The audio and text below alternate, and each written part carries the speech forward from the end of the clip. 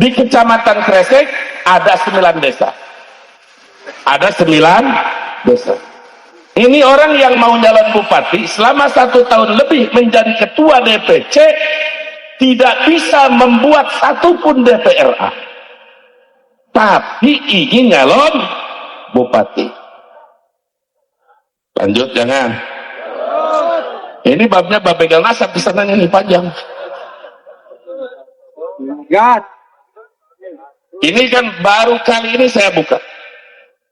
Akhirnya Al-Fakir mensyaratkan, insya Allah dari jalur independen didukung, tapi dengan catatan buktikan 1 bulan ini Anda mampu membuat DPRA 1 saja di tingkat desa kamu.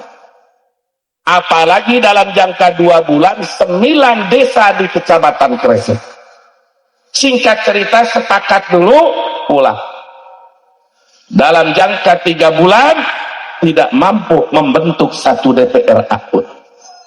Melihat dari akhlak-akhlak yang kebiasaannya, oh ini mau memanfaatkan itu, sehingga Al-Fakir perintahkan kepada Habib Hasan, jangan sampai ormas FPI dimanfaatkan oleh kepentingan orang.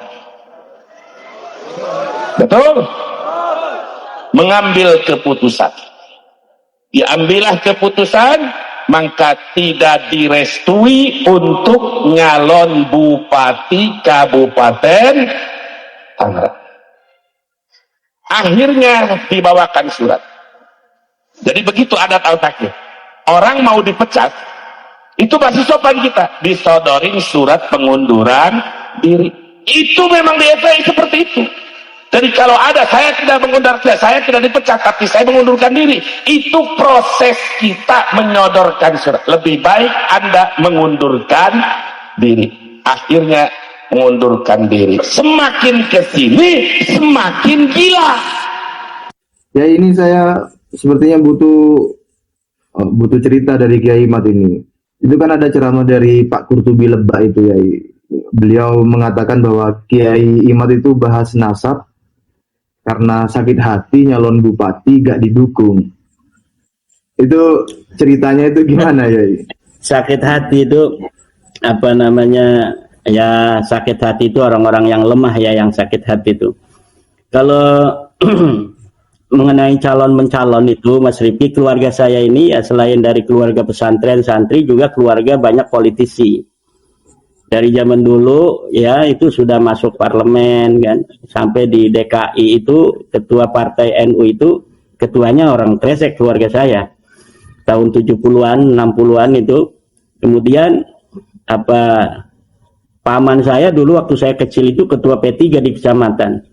Paman satunya itu jadi ketua PDI. Ya, jadi ini ya ketua P3, ini ketua PDI, satu keluarga beda-beda partai. Hanya Golkar saja yang tidak itu karena orang kecamatan yang jadi ketua partai Golkar itu waktu itu. Ya. Jadi kalau calon mencalon itu sudah biasa. Bahkan tahun ini nih 2024 ini Mas Rifki, keluarga saya Bani Usman itu 12 orang mencalonkan diri jadi caleg. 8 orangnya itu terpilih. 8 orang terpilih dengan partai yang berbeda-beda. Jadi hal-hal calon mencalon kemudian jadi tidak jadi itu sudah biasa. Mengenai benar saya dulu pernah mencalonkan ya tahun 2017 kalau tidak salah, memang waktu itu tidak ada calon yang berani melawan petahana. Ya petahana nggak ada yang berani, maka saya menampilkan diri untuk memberikan jawaban kepada masyarakat bahwa harus ada orang yang berani untuk demokrasi ini semakin sehat. Akhirnya saya mencalonkan diri, sudah daftar ke partai PKB, gitu, partai P3, partai Demokrat, gitu. Biasa kita sebagai santri yang juga memahami ilmu politik ya, karena saya juga pernah kuliah ilmu politik.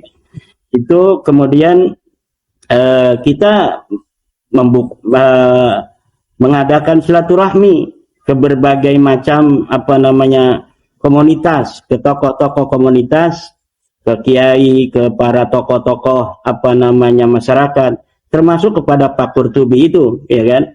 Kemudian apa namanya itu, namanya orang yang mencalonkan diri ya memang harus sering soan-soan kepada para tokoh untuk mendapatkan dukungan politik kan.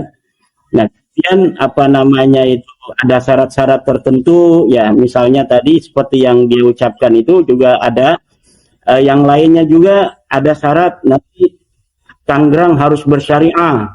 Ya, karena saya ini kan apa namanya dari keluarga besar NU, dari kecil itu adalah lingkungan Nahdlatul Ulama, ya paman-paman saya itu dari Tebuireng.